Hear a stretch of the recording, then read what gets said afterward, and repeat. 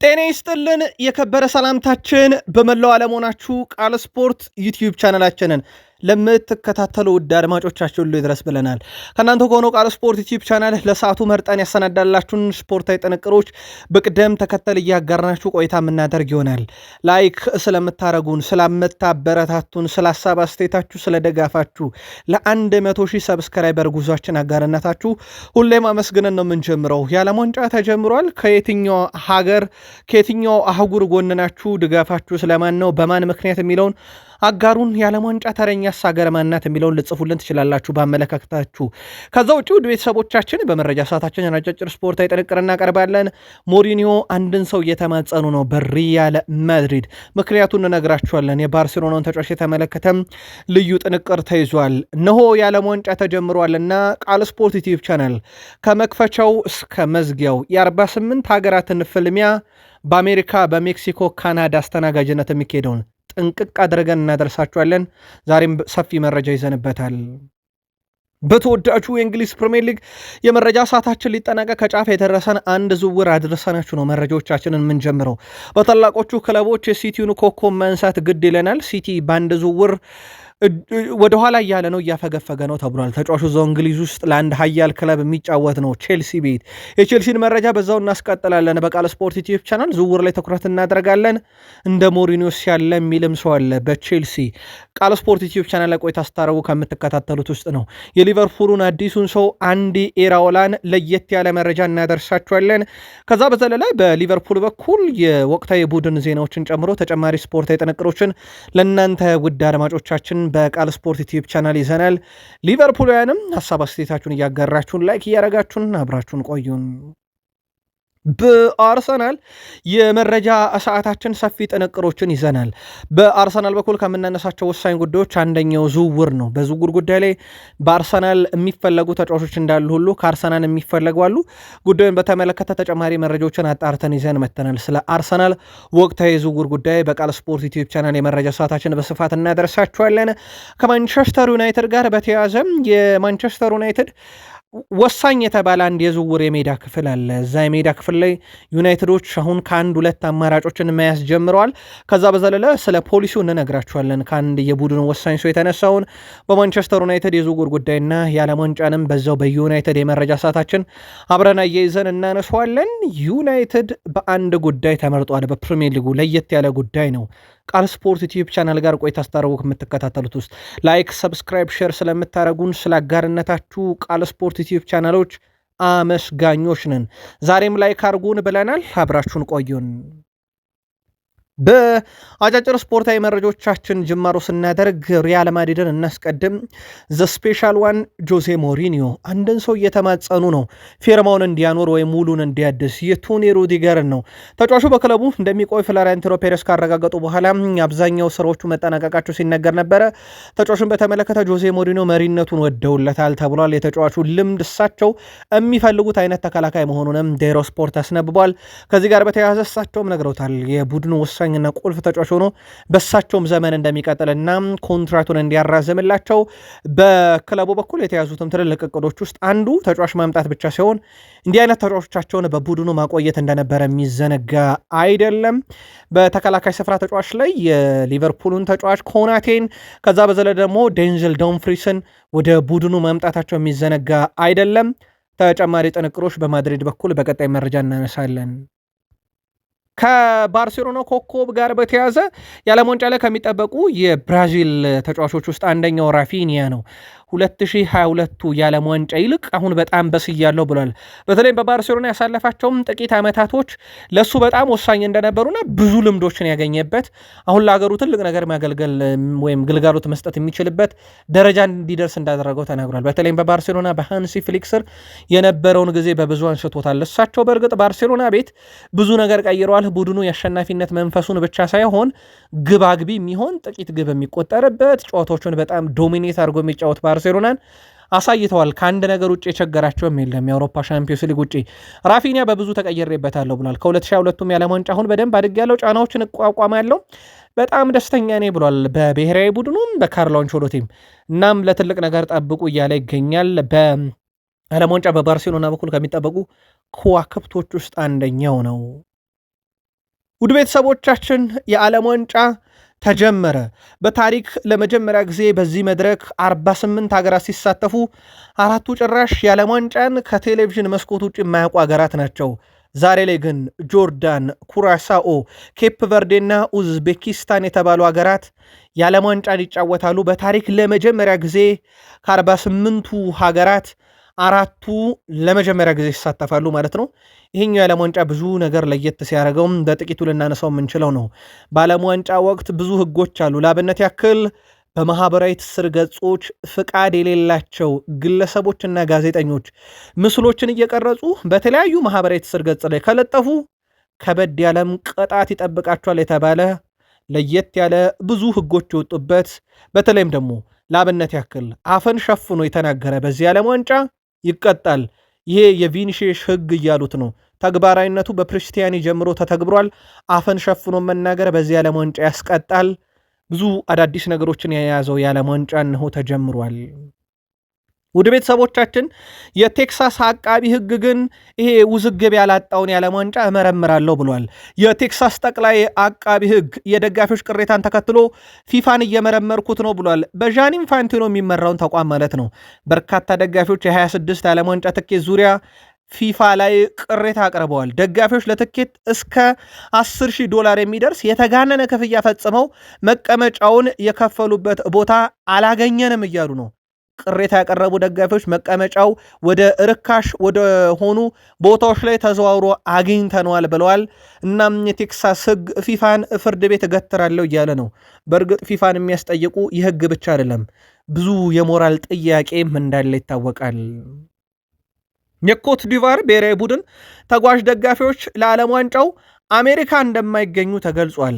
ወደ አሜሪካ ሊጓዙ የነበሩ የብሔራዊ ቡድን ደጋፊዎች ምንም ቪዛ ማግኘት አልቻሉም። የደጋፊዎች ማህበር ፕሬዚዳንት በሰጡት አስተያየት አሜሪካ የእኛ ደጋፊዎች ማየት አትፈልግም አረጋግጣላለች ብለዋል። ኮት ዲቫር በዓለም ዋንጫው በአሜሪካ ከሚገኙ የዲያስፖራ ደጋፊዎች ብቻ ድጋፍ የምታገኝ ሲሆን ከዛ ውጭ ግን ከአፍሪካ ተጓጉዘው ሀገራቸውን ለመደገፍ ገንዘባቸውን የከሰከሱ እንኳን አሜሪካ ግዛት የዘር አትሉም ብላለች።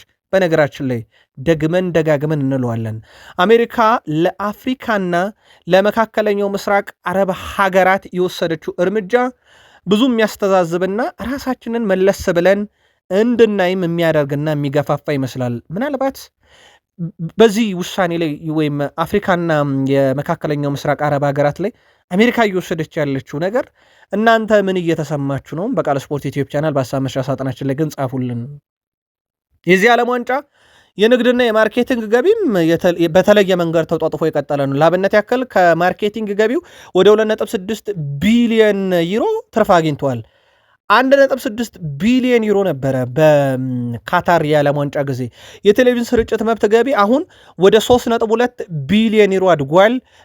ወደ 3.2 ቢሊዮን ዩሮ ነበረ ያኔ፣ አሁን ወደ 4.1 ቢሊዮን ዩሮ ከፍ ብሏል። ከዓለም ዋንጫ ገቢ የተመደበው ወደ 2.4 ቢሊዮን ኢንቨስትመንትን ፍቃድ ውስጥ ነው ተብሏል። አጠቃላይ ይሄ የዓለም ዋንጫ በገንዘብ ላይ የተመሰረተ ገንዘብ ላይ የተንጠለጠለ የክለብ ደጋፊዎችን ያላከበረ ብሔራዊ ቡድኖችን ያላከበረ በፋይናንስ ደረጃ ግን በጣም ከበድ ያለ ገንዘብ ፊፋ የሰበሰበበት ነው። በእርግጥ ይሄ የዓለም ዋንጫ ከሚባል የአሜሪካ ዋንጫ ቢባል ይቀላል ያሉትን በርካቶች ለዛ ነው። በነገራችን ላይ ይህ ሁሉ ውጣ ውረዶች፣ የገንዘብ መጋነን፣ የዋጋ ንረት እየተነሳ ያለው በዚቹ አሜሪካ በምትባል ሀገር ነው። ሜክሲኮ የድህነት የህዝቡ ሰልፍ መውጣት መንግስት ላይ ማመፅ ካልሆነ በስተቀር የቀረበ የተጋነነ ነገር የለም። በካናዳ ጭራሹኑ አዘጋጅ ሀገር ሲባል ብቻ ስሟ የሚነሳ እጅግ በጣም ሰላማዊቱ ሀገር እንደሆነች ይታወቃል። የዘንድሮ የዓለም ዋንጫ ውድድር ለመመልከት የሚጠይቀው ወጪ ለበርካታ ደጋፊዎች ፈተና ሲሆን የጀርመን ብሔራዊ ቡድን ታዲያ ደጋፊዎች እንዲጎሳቆሉብኝ አልፈልግም ብለዋል። ትራንስፖርት ወጪያቸውን ሸፍነዋል። ተጫዋቾቹ ለአንድ የምድብ ጨዋታ ለ4,000 ደጋፊዎች የትራንስፖርት ወጪ እኛ እንሸፍናለን እንጂ ነገርየው እስከ አቅም በላይ ነው ብለዋል። ለደጋፊዎቻችን ደጋፊዎች ከኒውዮርክ ወደ ስቴዲየሙ በተዘጋጀላቸው ነፃ ባስ ይጓዙ ያለው የጀርመን እግር ኳስ ፌዴሬሽን ነው። ተጫዋቾች እንግዲህ ሜዳ ላይ ድጋፍ የሚያገኙት ወይም ሞራል የሚሰማቸው ከደጋፊዎች በሚያገኙት ድጋፍ ነውና በዚህ ምክንያት የጀርመን ተጫዋቾችም ጭምር ወጪውን ተጋርተዋል።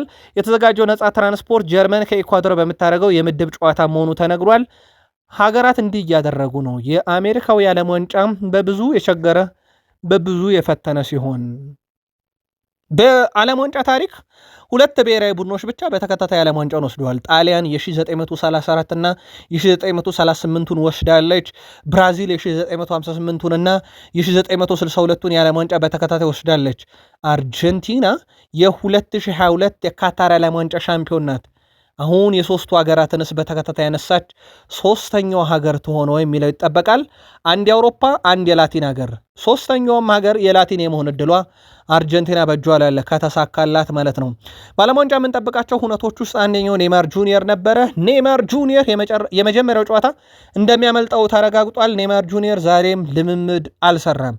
በርካቶች ስጋት አላቸው። የብራዚል ብሔራዊ ቡድን ረጅም ርቀት ካልሄደ ኔይማርን ላንመለከተው እንችላለን እየተባለ ነው። በርካቶች ኔይማር ይካተት ያሉት ብሔራዊ ቡድኑን ረጅም ርቀት እንዲሄድ ይረዳል በሚል ነው።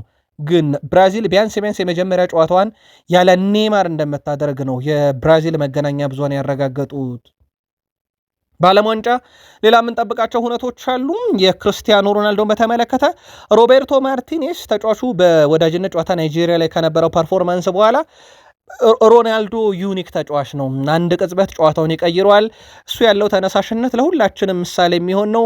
እሱ አሁንም ቢሆን ገና ነው፣ እግር ኳስ ማብቂያ ሰዓቱም አልደረሰም።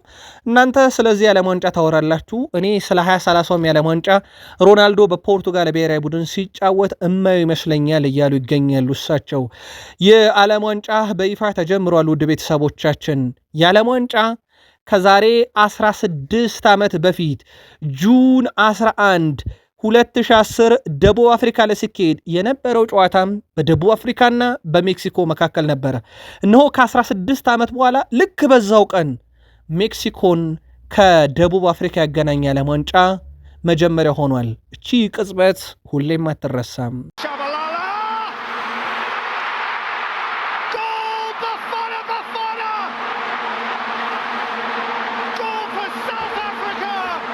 ውድ ቤተሰቦቻችን ከዓለም ዋንጫ ጋር በተያያዘ ኦማር አርታን በአሜሪካ መንግስት ግዛቴ ዝር እንዳይል ተብሎ የተባረረ ዳኛ ነው።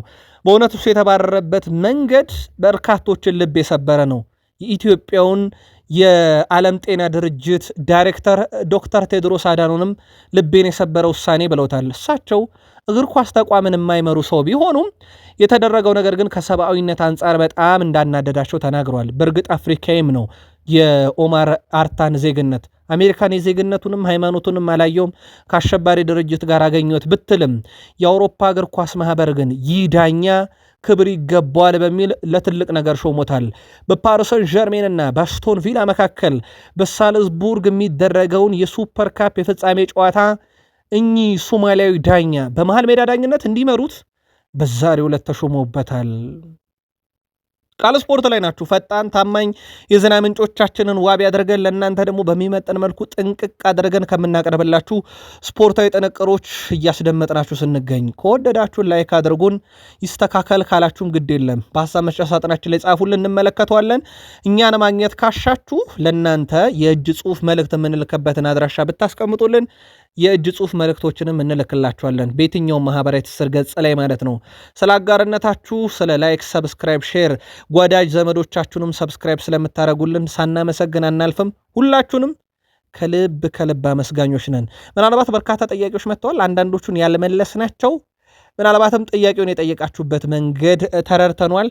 ጉዳዩ ከሌሎች ጉዳዮች ጋር ስለተያዘ ነው። ምላሹን ግን በቅርቡ እናሳውቃችኋለን። የፕሪሚየር ሊግ መረጃችንን ከዝውውርን ጀምር።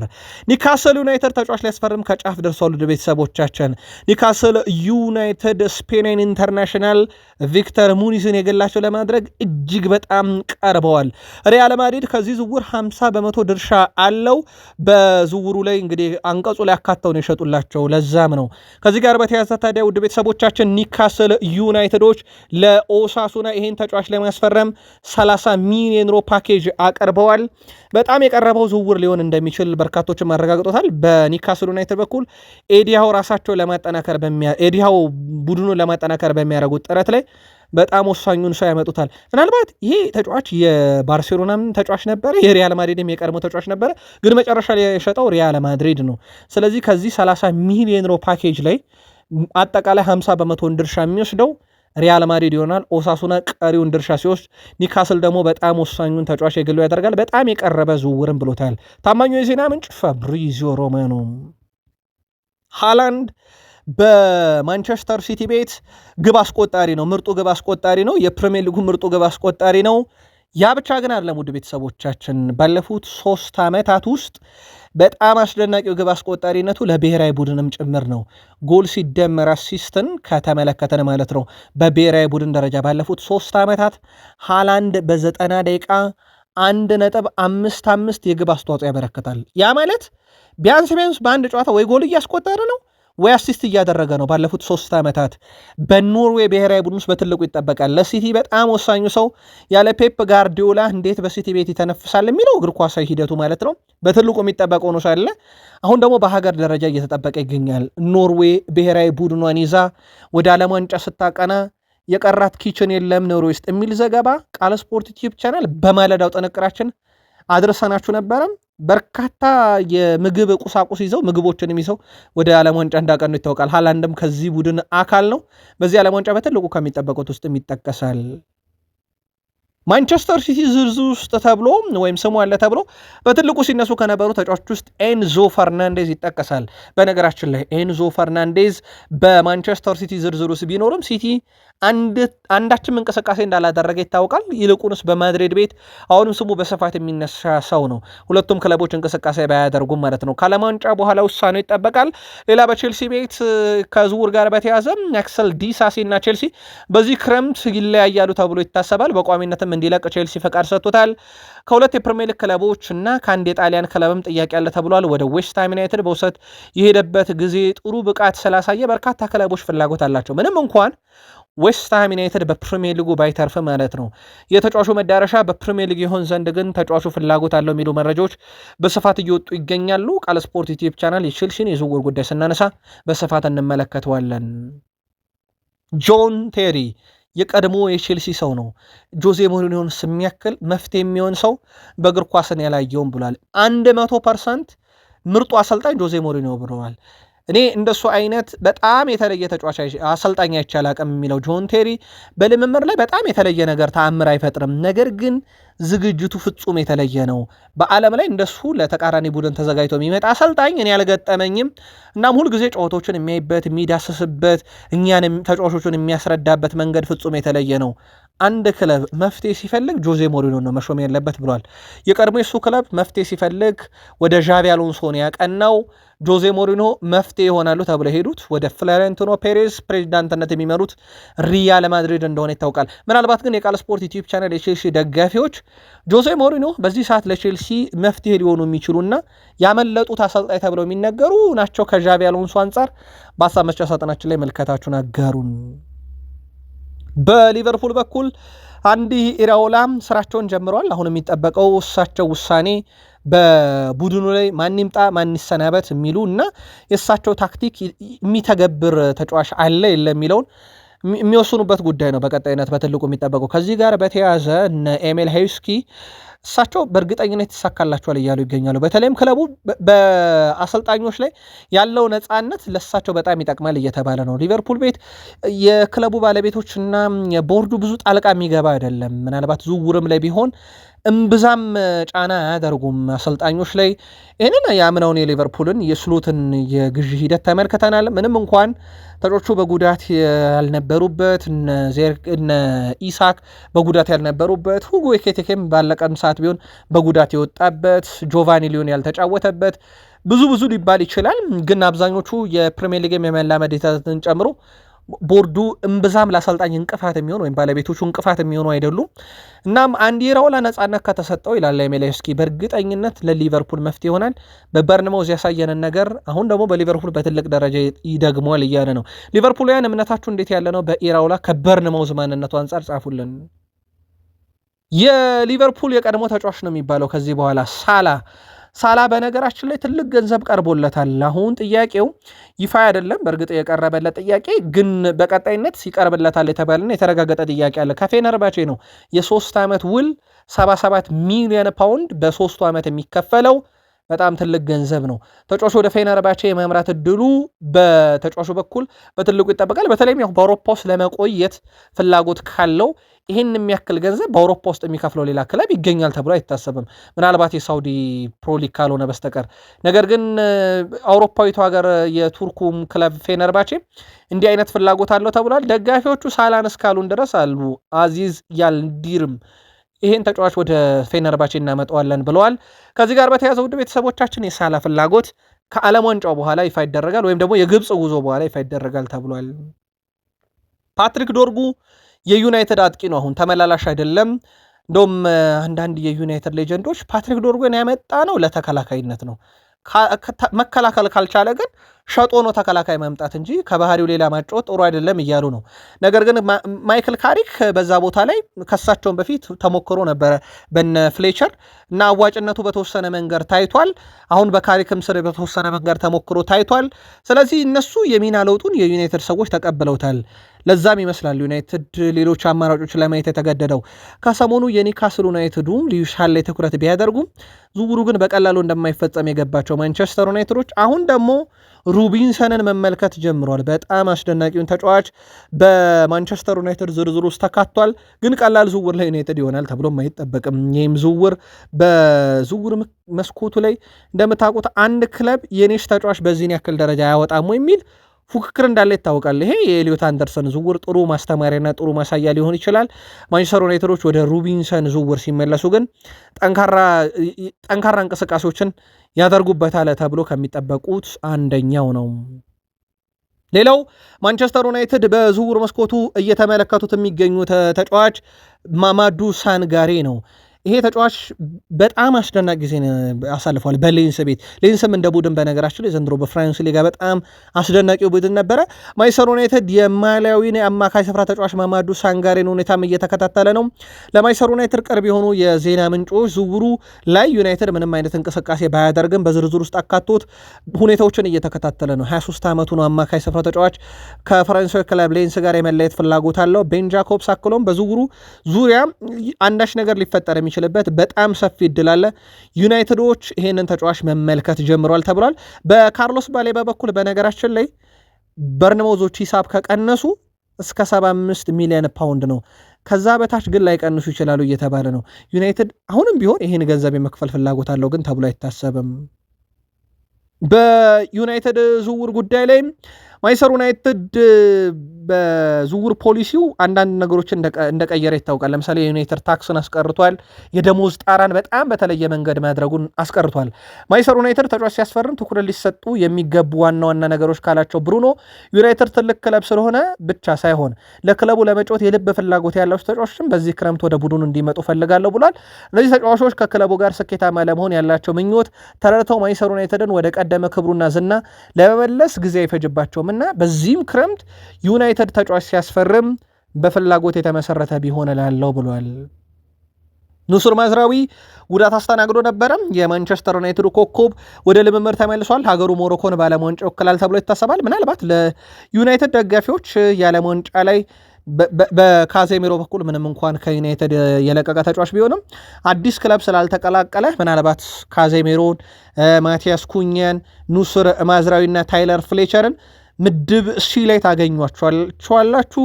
አልታይ ባይንደርን ምድብ ዲ ላይ፣ ምድብ ኢ ላይ አማድ ዲያሎን፣ ምድብ ጂ ላይ ሴላመንስን፣ ምድብ ኤች ላይ ማኑኤል ኡጋርቴን፣ ምድብ ጄ ላይ ሌሳንድሮ ማርቲኔዝ፣ ምድብ ኬ ላይ ዲያጎ ዳሎና ብሩኖ ፈርናንዴስ፣ ምድብ ኤል ላይ ማርከስ ራሽፎርድና ኮቢ ሜኖ በማንቸስተር ዩናይትድ በኩል ያሉ ተጫዋቾች ናቸው። ምናልባት የዓለም ዋንጫን በምትደግፉት ክለባችሁ ማንቸስተር ዩናይትድ በኩል ማየት ከፈለጋችሁ በዚህ የውድድር ዓመት በርካታ አስደናቂ ጨዋታዎችን አይተናል።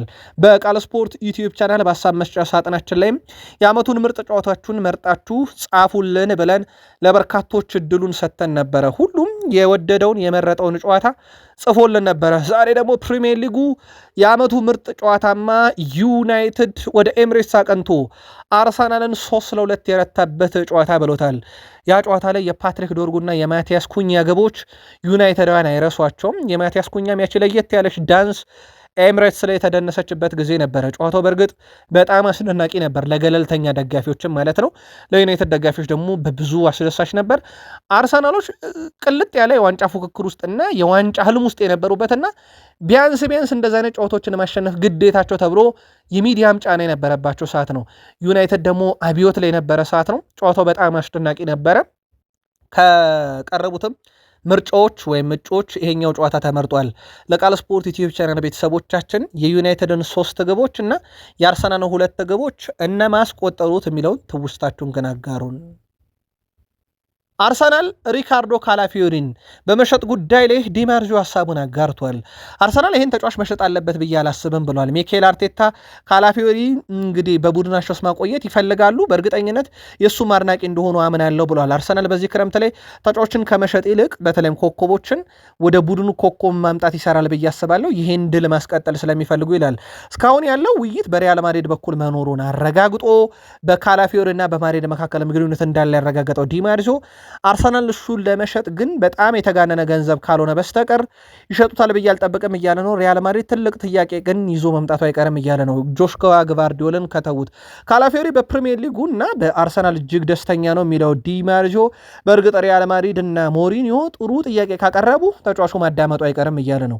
ወኪሉ ለድርድሮች ክፍት ለመሆን እድሎች መኖሩን አለመኖራቸውን ሲያረጋግጥልን ደግሞ ያኔ ዝውውሩ እንቀበላለን ያለው ዲማርጆ የሪያል ማድሪድ የጥያቄ ሁኔታ በጣም ይወስኗል ብለዋል። ግን በካላፊዮሪ እና በሪያል ማድሪድ መካከል ግንኙነቱ እንዳለ ነው፣ ድርድሩም እንዳለ ነው ብለዋል። በአርሰናል በኩል ምናልባት ክለባችን ዘገየ የሚሉ የአርሰናል ደጋፊዎች በቃል ስፖርት ዩቲዩብ ቻናል በሀሳብ መስጫ ሳጥናችን ላይ እየጻፉልን ነበር። በዝውውር መስኮቱ ላይ ምናልባት የክረምት የዝውውር መስኮት ኦፊሻሊ ሊከፈት ጁን 15ን እየጠበቀን ነው። ኦልሞስት 3 ቀን አካባቢ እንደማለት ነው። አርሰናል ለሚኬል አርቴታ ምቹ የሆኑ ተጫዋቾችን ማምጣት እንደሚቀጥል አረጋግጧል። ይህንን ክሮንኬ ገና የፕሪሚየር ሊግ ዋንጫን ባነሱ ዕለት ነበር የተናገሩት። ክለቡ ዋንጫ ነሳ ብለን ከዝውውር አንቦዝንም ብለው ነበረ። በዓለም ዋንጫው ምክንያት የዝውውር ገበያው በተወሰነ መንገድ ሊቀዛቀዝ ይችላል ተብሎ ይታሰባል። ይሄ ለበርካታ ክለቦች የሚሆን ነው። ተጫዋቾች በውድድሩ የሚሳተፉ ከሆነ በዝውውር ሂሳባቸውም ላይ በጣም የተጋነነ ዋጋ ሊመጣ ይችላልና አርሰናል በዓለም ዋንጫ ላይ የሚሳተፉ ተጫዋቾችን የሚያመጣ ከሆነ ዋጋ ሊያስከፍለው ይችላል። ሞርጋን ሮጀርስንም በተመለከተም አርሰናል በጣም ፈጣን እርምጃ መውሰድ አለበት የሚለው ግን በበርካቶች ዘንድ እየተነሳ ነው። ብዙ ክለቦች ስምምነቶችን ለመፈረም ሆነ ለመፈጸም እስከ ዓለም ዋንጫ ድረስ ጠንካራ ስራዎችን ሲሰሩ ነበር። የጨረሷቸውም ዝውውሮች አሉ። አንደኛው ሲቲ ኤሊዮት አንደርሰን ላይ ሙከራ ያደረገው ከዓለም ዋንጫ በፊት ነገሩ እንዲያልቅ ስለፈለጉ ነበር። አርሰናል ከዓለም ዋንጫ በኋላ ነው ዝውውሮችን የምንሰማው ማለት ነው። አርሰናል ሞርጋን ሮጀርስን ወይም ሳንድሮ ቶናሊን በጊዜ ማስፈረም እድሎቹ ኦልሞስት አብቅቷል። የዓለም ዋንጫ ስለተጀመረ ኤሊዮት አንደርሰን 121 ሚሊዮን ፓውንድ እምቢ የተባለ ተጫዋች ነው። በአስቶን ቪላ በኩል ለሮጀርስ 80 ሚሊዮን ፓውንድ ትልቅ ጥያቄ ነው። ይሄም በቶናሊ በኩል 100 ሚሊዮን ፓውንድ ለአርሰናል ዛሬ የተነገራቸው ማለት ነው። በዝውውሩ ላይ እንግዲህ የአርሰናል የአማካኝ ክፍልን የማጠናከር ሂደት በጣም በተጋነነ ዋጋ ምክንያት ከፕሪሚየር ሊግ አማራጮችም ውጭ ሊወጡ ይችላሉ ይላል የስካይ ስፖርት ዘገባ። በተለይም አርሰናሎች ወደ ጣሊያን ክለቦች ትኩረት ሊያደርጉ ይችላሉ ተብሏል። የሳንድሮ ቶናሊም የኤሊዮት አንደርሰንም የሞርጋን ሮጀርስም የዝውውር ሂሳብ በክለቦቹ በጣም የተጋነነ መሆኑ አማራጮችን እንዲያዩ እያደረጋቸው ነው። አንድሪያ ቤርታ አንዱ የሚደነቁበት ነገር በዝውውር መስኮቱ ላይ ለአንድ ቦታ ከ3 በላይ እጮች ጋር ይደራደራሉ ይባላልና በዚህኛው መሰረት እነኚህን ተጫዋቾች ጋር ያለውን መረጃ ስላላቸው ከጣሊያንም የአማካኝ ስፍራ ተጫዋች የማምጣት ፍላጎት አላቸው ተብሏል። አርሰናል በማኖ ኮኔ ላይ ፍላጎት አላቸው። በጣም አስደናቂው ተጫዋች በፈረንሳይ ብሔራዊ ቡድን ውስጥ ተመልክተነዋል። አርሰናል በማኖ ኮኔ ላይ ፍላጎት አላቸው። ከተጫዋቹ ወኪል ጋር ግንኙነት አድርጓል። እስካሁን ለሮማ ምንም አይነት ይፋዊ ጥያቄን አላቀረበም አርሰናል። ተጫዋቹ ግን በዚህ ውድድር ዓመት ሮማን ሊለቅ የሚችልበት በጣም ሰፊ እድል አለ። አርሰናሎች ሁሉንም አማራጮች ያሉ እየተባለ ነው። እንዳልኳችሁ ግን የአንድሪያ ቤርታ ትልቁ ስራቸው ብዙ ተጫዋቾችን ያሉ በሚል ነው። ለአብነት ያክል ዛሬ አንድ የወጣ መረጃ በቤን ጃኮብስ በኩል በማቴዎስ ፈርናንዴስ ጉዳይ ላይ አርሰናልም አለበት በስፋት ዩናይትድ ስማቸው ይነሳ እንጂ አርሰናሎችም ይህን ዝውውር ላይ በመረጃ ደረጃ መረጃዎችን እያሰባሰቡ ይገኛሉ። ከዛ ውጭ አርሰናሎች በዓለም ዋንጫም ላይ ትኩረት ያደርጋሉ። በዓለም ዋንጫው ላይ በጣም አስደናቂ ብቃታቸውን የሚያሳዩ ተጫዋቾችም ለማምጣት ጥረት ያደርጋሉ የሚሉ መረጃዎች በስፋት እየወጡ ነው። ለአርሰናል ደጋፊዎች ደግሞ የዓለም ዋንጫ ላይ በብሔራዊ ቡድን ደረጃ ጨዋታ ማየት ካሻችሁ በአርሰናል በኩል የሚጠበቁ ተጫዋቾች ጋብሪኤል ማጋሌሽ እና ጋብሪኤል ማርቲኔሊ ግሩፕ ሲ ላይ፣ እንደዚሁም ግሩፕ ኢ ላይ ፔሮ ሄንካፔ እና ካይ ሃቨርዝ፣ ግሩፕ ኤፍ ላይ ቪክተር ዮኬሬሽ እና እንደዚሁም ደግሞ ግሩፕ ጂ ላይ ሌሳንድሮ ትሮሳርድ፣ ግሩፕ ኤች ላይ ዳቪድ ሪያ፣ ማርቲን ዙቤሜንዴ፣ ሚካኤል ሜሪኖ፣ ግሩፕ አይ ላይ ዊሊያም ሳሊባ፣ ማርቲን ኦዴጋርድ፣ ግሩፕ ኤል ላይ 4 ተጫዋቾች አሉ። ራይስ፣ ቡካዮ ሳካ፣ ኤብሪቼዜ፣ ኑኖ ማድዌኬ ይጠቀሳሉ። እነኚህ በሙሉ በእንግሊዝ ብሔራዊ ቡድን ያሉ ናቸው። ምናልባት የአርሰናል ተጫዋቾች በዓለም ዋንጫ ክለቦቻችሁ የሚጫወቱ ተጫዋቾችን መመልከት ካሻችሁ ማለት ነው። ጥቂት ቆይተን ግን እንመለስ። የቃል ስፖርት ዩቲዩብ ቻናል የሰዓቱ መረጃ እዚህ ጋር ያብቃ። መልካም ጊዜ